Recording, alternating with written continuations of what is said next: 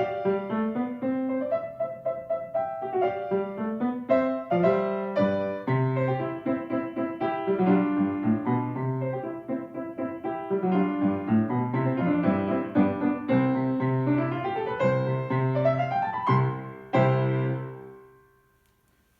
the start of a Sonatina Opus 36, number 4.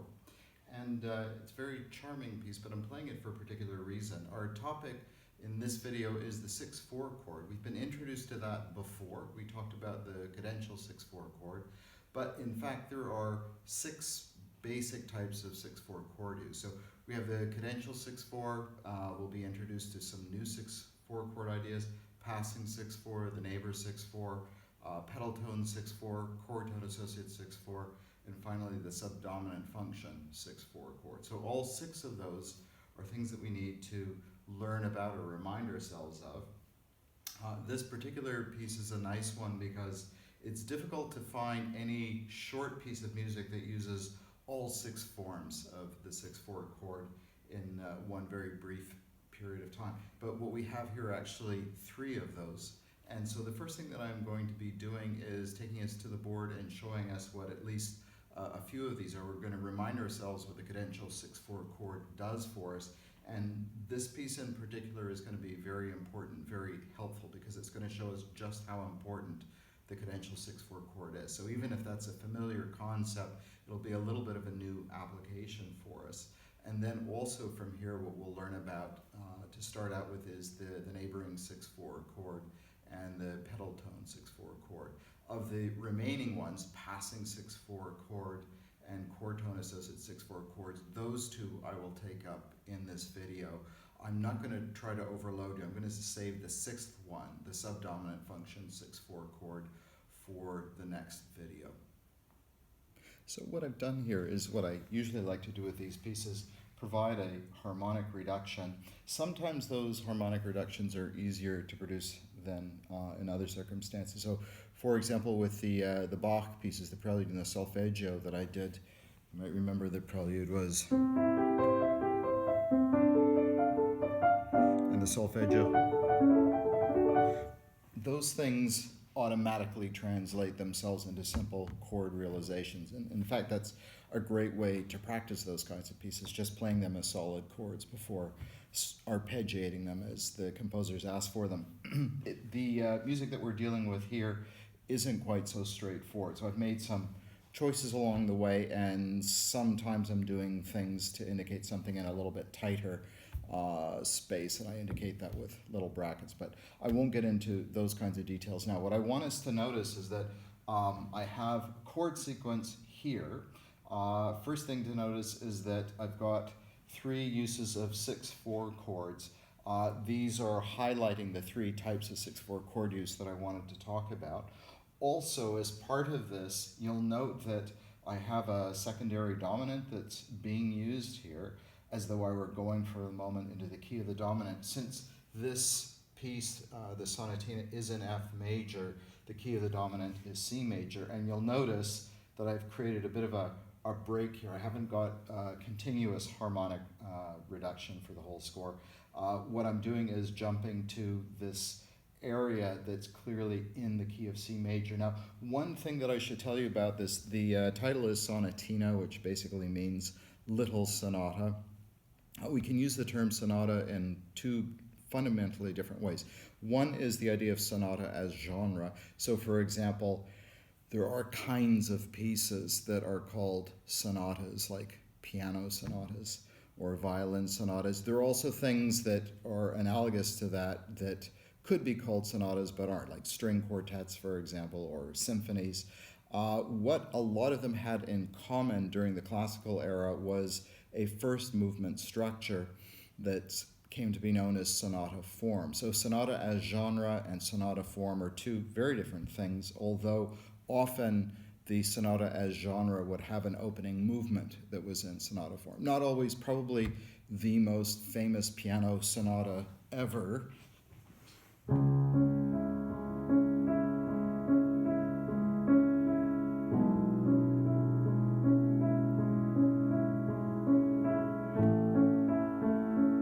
Etc.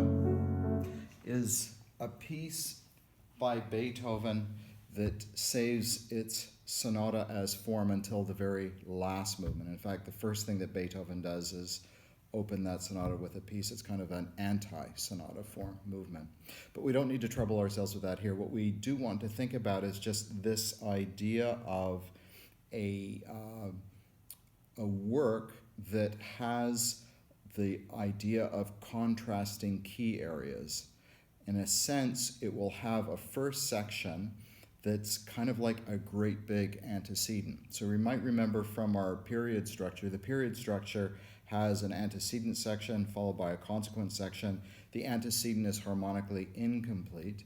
A sonata form typically has an opening section called an exposition, which kind of takes that to a larger scale, where we have a section that begins in one key and ends in another, and therefore it requires an answer of some kind, a resolution of some kind. And as part of that, what you tend to have are different kinds of themes associated with the different key areas to really characterize them. So we hear that in play in this Clementi Sonatina, where we have an opening theme that's in the home key, F major.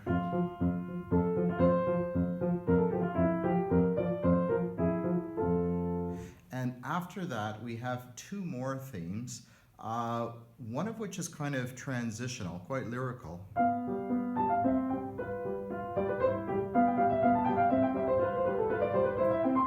Although lyrical like Juan Diego Flores singing a lovely Italian aria. And then finally we have a third theme that's also in this new key, the key of C major.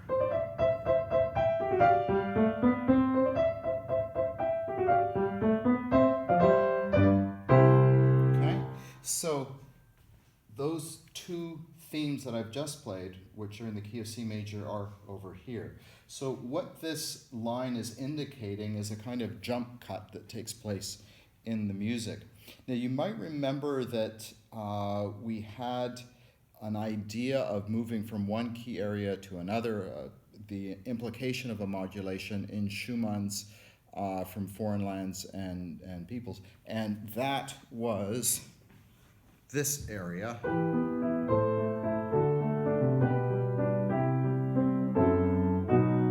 And that's what it was supposed to do.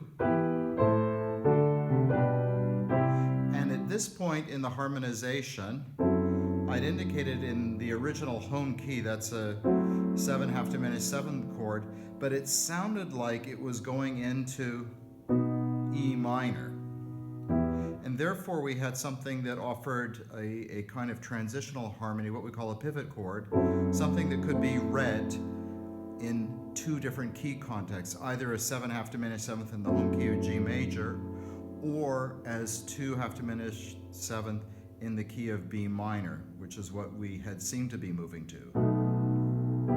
Okay, so there was a moment where kind of imperceptibly we moved from one key area into another, and the pivot chord was kind of that place where it's kind of hard to tell which area we're in.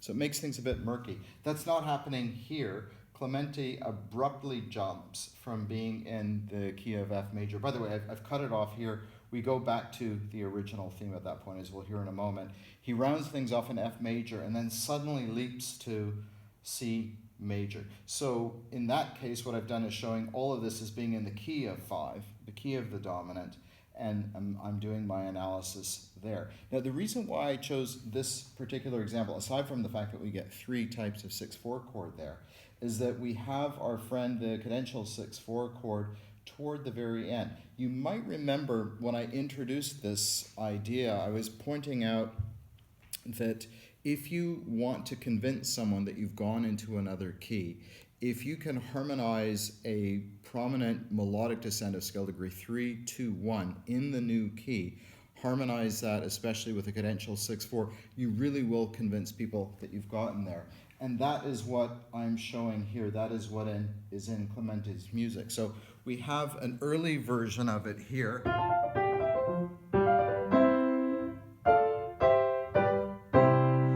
And that is right before we get to this theme that is really going to convince us that we're in the key of C major.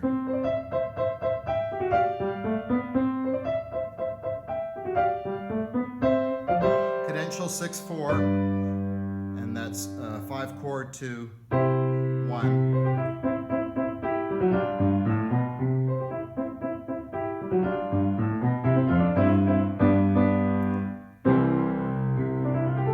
So cadential 6/4, 5, 1. So I'm kind of showing all of those incidences here in this one place. We have a 7th chord early on. We don't have it when we come to that final theme. But that is Clementi wanting to convince us, yes, I've gone to this new key, and now I'm going to pretend that I'm securely inhabiting C major. And then what he's setting up is this kind of structural polarity between tonic and dominant harmonies, tonic and dominant keys.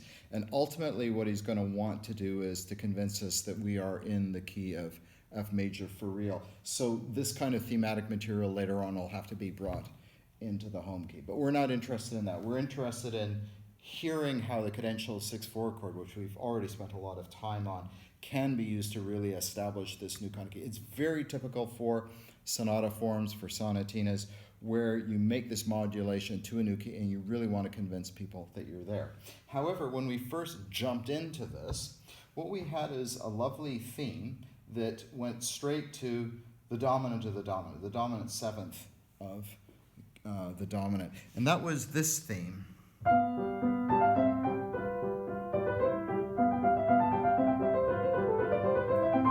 So if I were to simplify that as I have,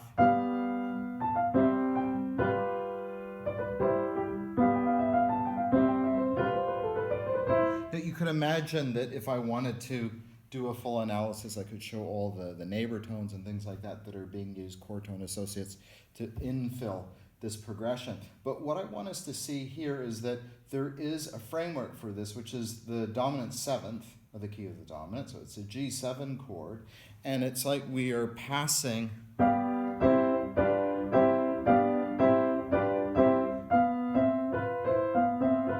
so each time we go from this, that's the 7th chord, to a 6/4 chord. 7th chord again, the 6/4. So we call this a pedal tone 6/4 because what it's helping us to do is prolong this sense of the dominant 7th. We're kind of passing through it continuously until we finally move out toward a definitive cadential movement of some kind. So what's happening here is we're hearing 5/7 being used as a framework, and we're moving through this 6/4 chord. In our textbook, what we have is a, trying to remember what page number it is. Is it 236? I don't think so. 268, I forget. In any event, it's in the middle of chapter 16. What you're given as an example for there is a little bit the other way around. It's from a Beethoven sonata, the 4th sonata, and it goes like this.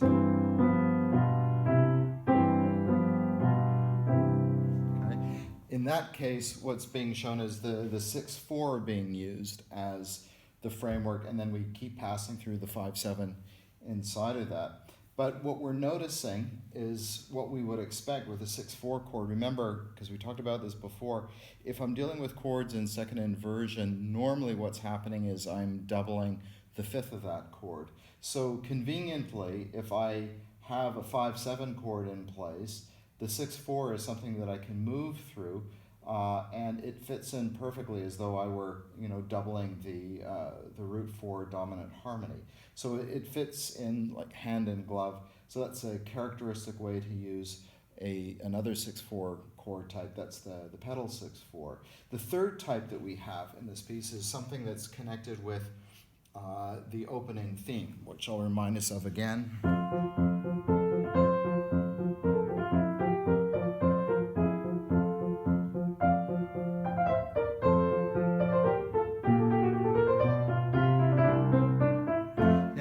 What I'm showing here to start out with is another pedal tone. So this idea of the pedal tone is something that Clementi seems to be really fond of in this piece.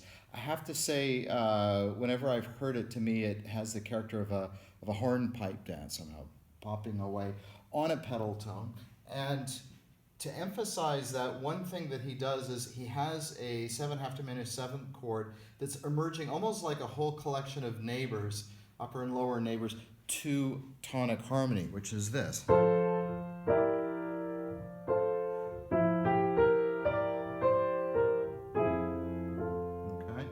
there's a little chromatic lower neighbor to the third of the chord. Now, what stands out about that is the fact that this doesn't fit with the pedal tone, right? That's why I've written it in square brackets here. It sounds like a kind of little bit of a dissonance against that underlying pedal tone. It might remind us of the Chopin B minor waltz, where we had this.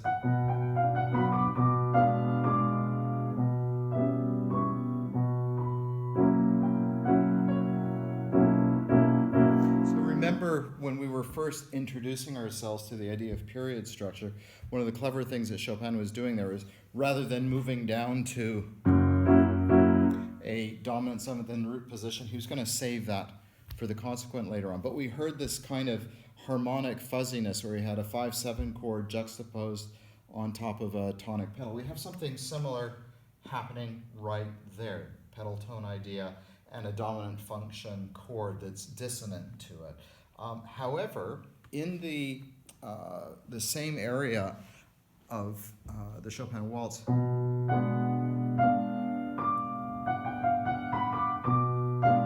we had the embellishing 7th to start out with, which by definition fits with the pedal tone underneath, and then we went to a 2/4/2 chord before we went to the dominant chord. So that 2/4/2 chord, well, remember we used it a lot in our examples for inversions of supertonic 7th chords. That fits with the underlying pedal tone. That's the idea of this third type of 6/4 chord. This is what we call a neighboring 6/4 chord. It's as though, in a way, and I'll show it here by filling things out a little bit more. I can imagine a pedal tone there and an underlying harmony, tonic harmony. It's as though momentarily I've gone for upper neighbors to the 3rd and the 5th of that chord.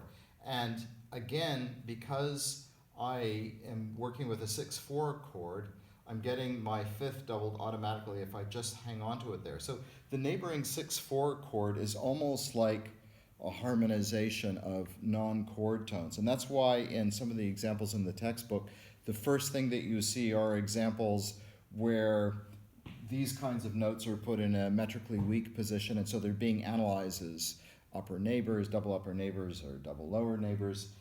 It's when they're given metrical prominence, like they are in this piece, that we say, no, there actually is a chord there, but it really is heard as an elaboration of the underlying harmony. So we get it here.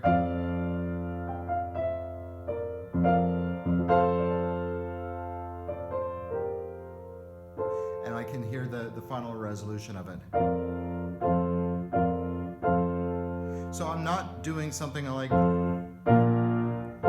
which is a much stronger sense of subdominant. It does sound like it's kind of in between subdominant and tonic harmony because it's an elaboration of the underlying tonic. So one of the things we're going to want to do next is we already know enough about cadential 6/4s. That's just a nice example of it being used to establish a new key like you would encounter in this part of a sonata form.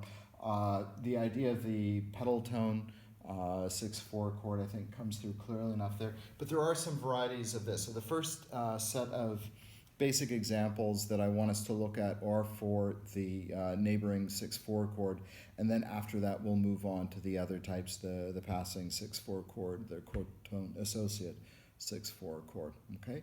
So I will redraw the board and be back in a moment. Okay, we're back, and you'll see that what I've set out here might look a little bit strange, but recognizable. Recognizable in the sense that if I look at what I've written just with half notes, or unfilled note heads, I see progression 3A, 3B, 3C, and for some odd reason I have a little echo of each of the first two chords in those progressions. And I'm writing them in with these vestigial note heads so that we don't lose sight of what the fundamental progression is, right? So we're in the key of G minor.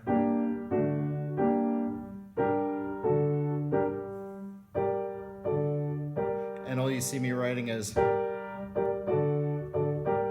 that kind of thing. Why am I doing that? Because I want us to see how once again we can use progression 3 to provide the framework for the new type of chord use that we're using. I'm going to use a different color pen because I know that because of the extra demands that are being placed on the internet right now, YouTube is uploading everything not in high def but in standard definition. But I think that the color will still show up, so I'm going to try doing that. What we're interested in exploring is this idea of the neighboring 6/4 chord, meaning that we're looking for ways to extend each of these first two harmonies in progression 3 in a way that makes them seem a little bit interesting. So we're not going to just stick with one chord in one position, another chord in the other. We're going to try to jazz it up a little bit, and we can use 6/4 chords for that in the following way. We already know from the Clementi example, which is in F major, we had this idea of a tonic chord where the subdominant, of course, because it is the subdominant, it's the fifth below, that means that the fifth of the subdominant is the same as the root of chord 1. And if in a 6/4 chord, what I'm looking for is to double the fifth of the chord, that would be the same thing as doubling the root of chord 1, if I were using 4/6/4. So if I wanted to do something like Clementi did here in the key of G minor, what I would want to do is keep hold of, actually, why don't I put these things in open note heads as well, and you'll be able to perhaps see that a little bit more clearly. I want to keep that there and that there. That would correspond with the fifth of chord for the subdominant, and if I was having it in second inversion, which I would be right here, then I would want that fifth doubled. The rest of that chord is a C minor triad, the key of G minor. And so what you'll notice is that we have that sense of a pair of upper neighbors while there is common tone motion on either side. So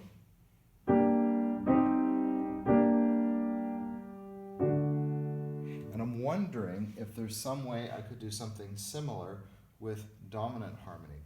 Again, if it's the dominant, that means that the root of it is a fifth above the tonic. Therefore, the root of chord 5, the dominant, is the same as the fifth of tonic harmony. If I want tonic harmony in second inversion, I will want to double the fifth. It would be the same as having a doubled root. So my root is already doubled here and there.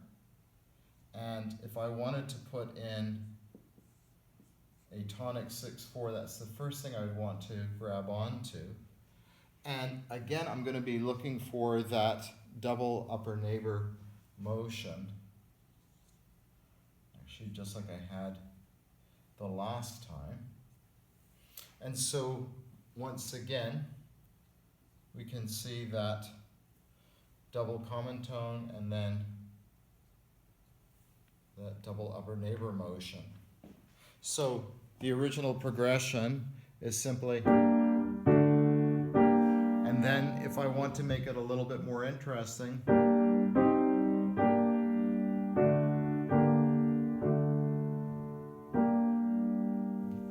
so I have both a subdominant 6/4 chord and a tonic 6/4 chord being used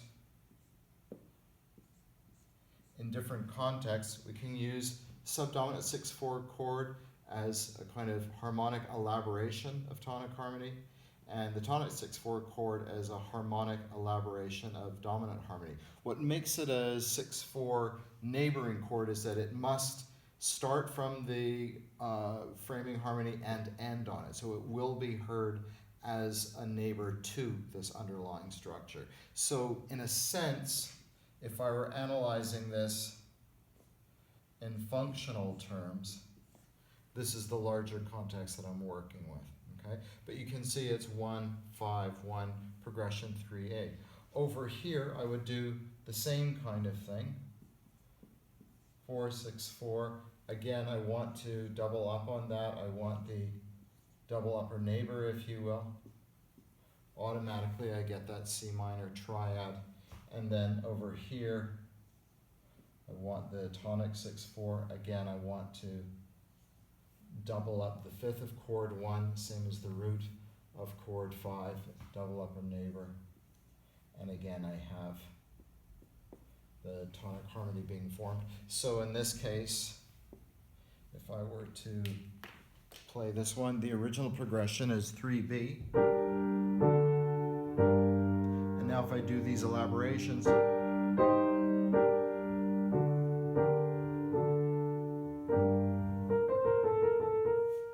which is kind of a nice melodic pattern. Over here, once again, if I want to make use of harmonic elaboration of some kind, I double up on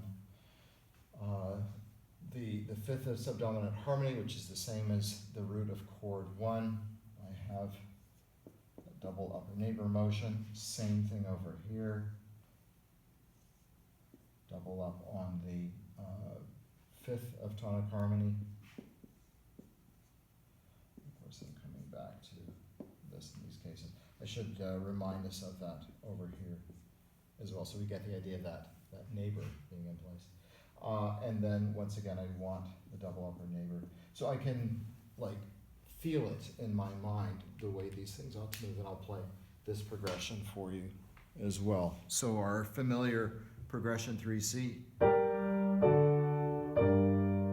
And that one was always especially kind of boring because the melodic line assigned to the soprano is just a repeated note.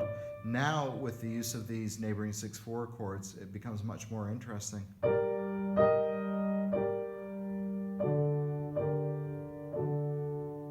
Well, interesting for the first part. Now, that is one of the problems with this. You'll note that when Clementi was using his neighboring 6/4 chord, it was in a pretty lively context, and he shifted the position around. He started up here. So he started up there and then brought it down. And it was a fleeting gesture, but a way to, again, just sort of convince us for the time being that, yes, we are in the key of F major.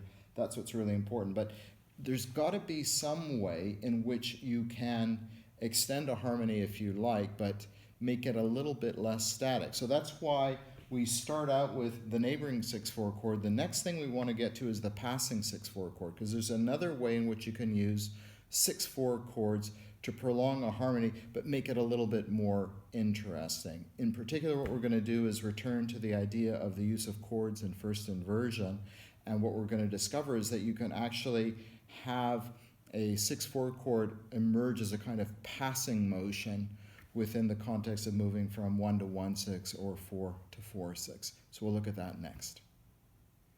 Okay, our previous segment was looking at the idea of extending a harmony by using a neighboring 6/4 chord. It's one thing that we can do. There are other possibilities. Now, I have drawn very little on the board this time because I can fill this next one in pretty quickly. Imagine that I actually want to use a lot of tonic harmony. What I can do is say, well, I can repeat this chord, but I could also do something that we learned about early in the course when we were first introduced to the idea of inversions. That is to say, we can extend a harmony through its first inversion. It also lightens up the harmony a little bit, not having the root given in the bass. So I could do something like this, going from, say if I was in the key of B flat major, going from 1 to 1, 6, and then likewise, of course, it can go back down again afterwards.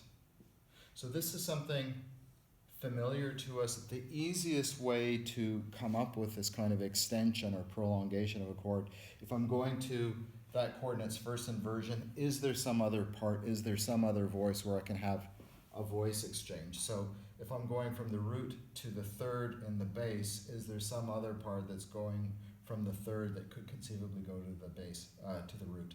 And so we get that in the tenor, where I am moving down there, and I have that voice exchange taking place like that. And then likewise, if I want to restore it afterwards, I can do so in this fashion. Yeah? So once again, voice exchange, sorry, not drawing that well, voice exchange taking place, even though it's in keyboard scoring, we could say, yeah, between bass and tenor. So that's a familiar pattern for it. Actually, I want to start this again because I fucked it. Wow, this is turning into a long recording.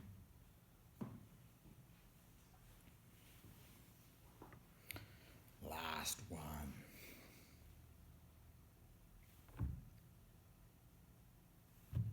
So in the previous segment, we were looking at the idea of extending a harmony by using neighboring 6/4 chords.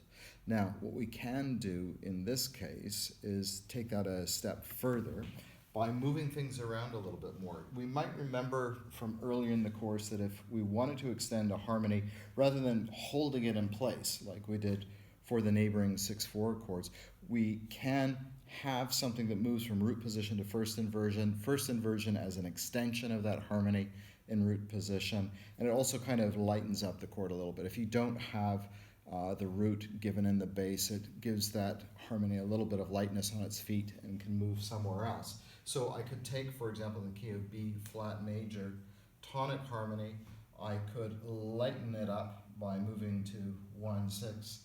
And if I do that, the easiest thing for me to do is to have voice exchange. If I'm moving up to the third in the bass, and there must be some other part where I was at the third before, I don't want to hang on to it because I'll have a doubled third, maybe they can exchange components of the chord. And I have that here, even though it's keyboard scoring, I can still talk about it as though I've got soprano, alto, tenor, bass. So bass and tenor can have voice exchange of the root and the third of tonic harmony. And likewise, I can build that in once again here if I want to go back to tonic harmony in root position. And there's my voice exchange once again. Now, something immediately becomes apparent to me. If I want to do something that might be a little bit more exciting, I could, because I have that voice exchange in place, I put in these non-chord tones, passing tones in between those chord tones, the root and the third. So I've started out with something that was just tonic harmony, and I've got the voice exchange now. And on top of that, I've got this idea of being able to have passing tones. Like that. Well, I might start to have other ideas. Rather than just having humble non-chord tones, perhaps I could throw in lower neighbors. Like this. If I do that, I have a 6/4 chord. Specifically, what I have is a passing 6/4 chord. And this is what it sounds like.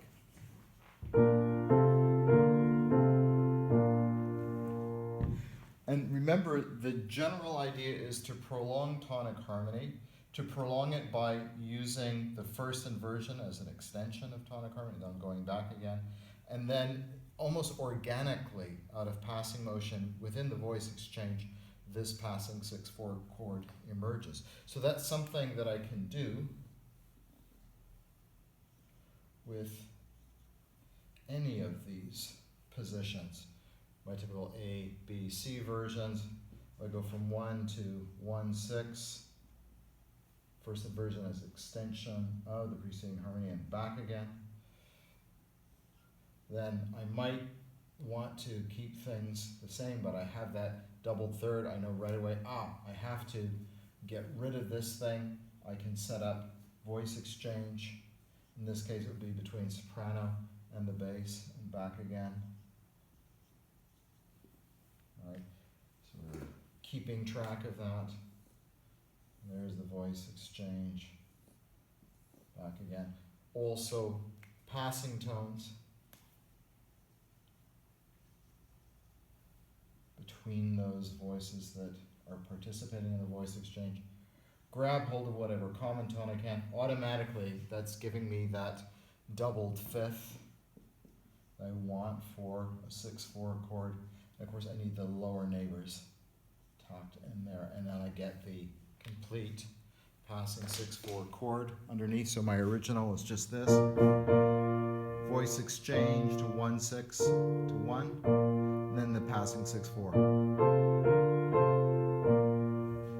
Very easy progression to write if you go about it the right way. 1, 1/6. Again, if I were just to repeat this thing up there, I'm going to have a doubled third.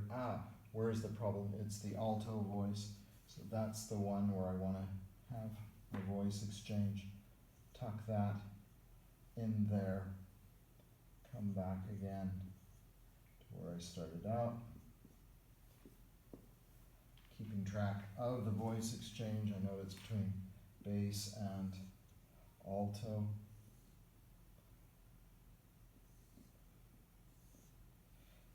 And you don't have to write that in when you do these progressions. I just want you to see where the voice exchange is taking place, because where that is, that's where you put in the passing tones, right in there. Throw in your lower neighbors and your common tones. And you have not just this or this, but this. Okay, now these are all examples of passing 6/4, and from these examples you might think that the passing 6/4 only occurs as a 5/6/4 chord between 1 and 1/6. But there is one other thing that you can do. This is my key signature for B flat major, also for G minor. It's kind of handy. The previous set of examples that I did were in the key of G minor. I didn't have to change the key signature. But if I did, and if I did this,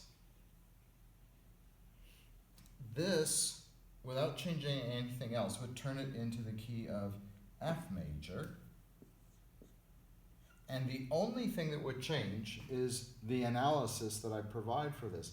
Instead of prolonging tonic harmony in the key of B flat major, now what I would be prolonging is subdominant harmony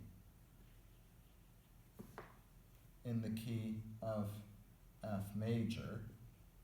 And what that means is that the passing 6/4 is still there, same voice leading, same principles, voice exchange, passing tone, all the rest of it, but rather than it being a dominant 6/4 chord, it's a tonic 6/4 now.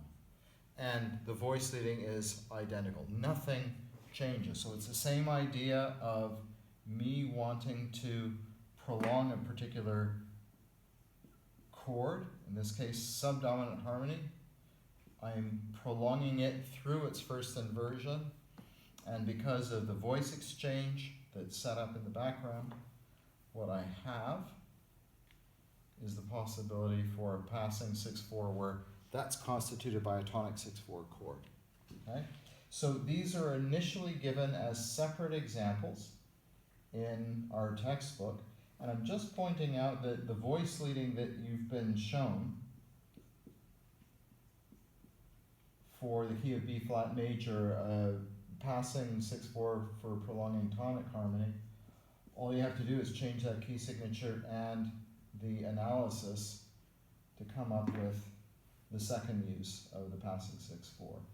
Okay, so we've had now two ways in which 6/4 chords can be used to prolong another harmony. We had the neighboring 6/4 chord, and that worked where we're having kind of a pedal tone effect with the harmony briefly shifting on top of that. Now, rather than a pedal tone, we are actually moving from a chord in one position to its first inversion and back again. And of course, you don't have to use the whole progression. You can use half of it, from 4 to 4/6 or 4/6 down to 4. The idea is just to put as much information together in one simple voice leading model as you can. But this is the other thing that we can do to prolong a given harmony. There's one more way that we can do that. And what I'm going to do is go back to the piano because for our own compositions, we're writing something in the style of a waltz. And actually, one of the most characteristic ways in which the next technique of 6/4 chord use is used for is in the context of a waltz. So you might remember that sometimes we can hear things that sound like this. That is a very characteristic feature of the use of harmony in a waltz. And we had a particular example of that early on in the course, Waltz by Chopin in A-flat major. When we looked at it earlier in the course, we were interested in the melody itself. We were just looking at the use of non-chord tones in that case, in the melodic line. What we're going to do now is briefly consider what Chopin is actually doing with his bass. So some waltzes don't need to do very much with their bass line to be interesting. If the harmonies themselves are constantly changing, composers don't need to jazz things up too much. So if I have a waltz like this,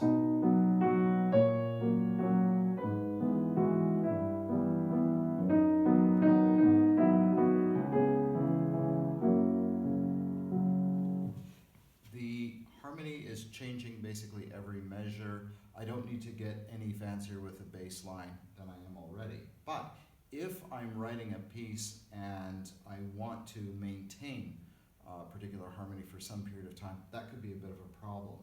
So we were learning about a Chopin melody from a waltz in A-flat earlier in the course, which was assuming tonic harmony underneath it the whole time. Then dominant 7th harmony. Now, if I just played it like that, it doesn't sound quite right. What does Chopin actually do?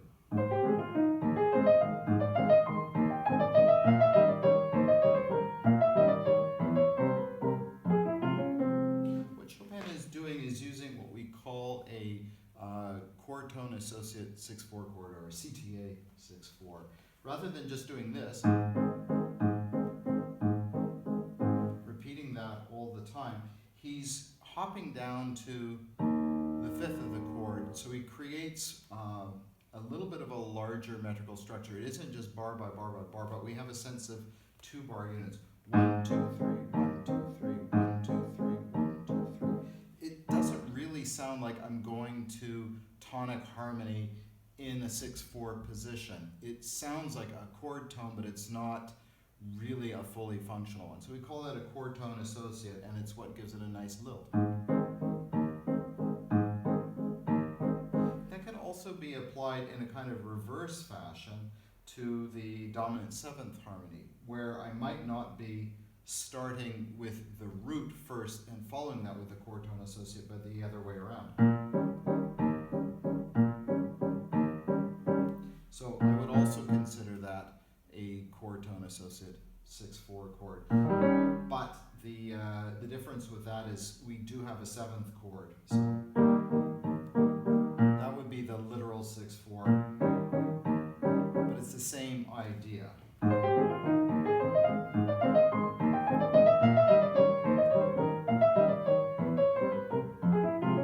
And then Chopin is making a characteristic modulation into minor. So that's the last of the examples we'll talk about today. That is the chord-tone-associate 6/4 chord, another way of prolonging a given harmony. So once again, we've covered 5 today. We started with the cadential 6/4 chord. Then we talked about the pedal tone 6/4 chord, and then we had the neighboring 6/4 chord, the passing 6/4 chord, finally this chord-tone-associate 6/4 chord. The one that I'm not going to be talking about today is the sixth and final one. I'm going to start the next video with that. That is the subdominant function 6/4 chord. And you can get the idea for that from a simple progression like this.